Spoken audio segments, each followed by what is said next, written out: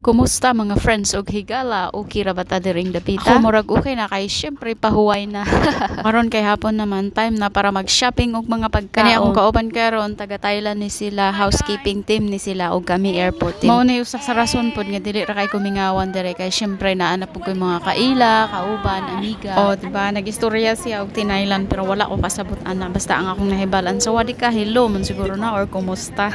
Buutan ni siya pero naay pagkamaldita mauna si Amy taga Thailand. Pero man ang mga pagkaon dire pero syempre pag magbalik-balik mapulan gyud ka di ba? Pagka human og shopping syempre manguli na ta sunod na may mukaon sa dining room. Talag sa rami kaon sa dining room kay usahay mas ganahan mi nga magstay sa among room. So karon manglaban na ta nindot dire kay naa sila washing machine ug dryer di ba? Ang problema lang ilang washing machine dili kay makalimpyo pero okay ra kay ako aman siyang ginalabhan og kamo tapos pagka human ihalay na lang siya. Ginapaabot na ako na siya nga makasulat diha ang file kay atong miagi ako arang gibiyaan niya wala di ay nag-start so nasayang ang oras di ba kay ug magtrabaho ka og mindsight ang time nimo precious yun na siya permanente so pagka human og laba ato ana siyang i-dryer then pagka human og dryer syempre ato ana siyang pilon dayon kay ug dili nimo na pilon tapos imong gi-dryer init siya magusot-gusot na siya maglisod na ka og pilo ana niya mauna ang akong routine ini kung magtrabaho mahuman na nako og laba mangaon ko ana niya og gamay tapos pagka human syempre tawagan nato natong bana para dili magsuspit sa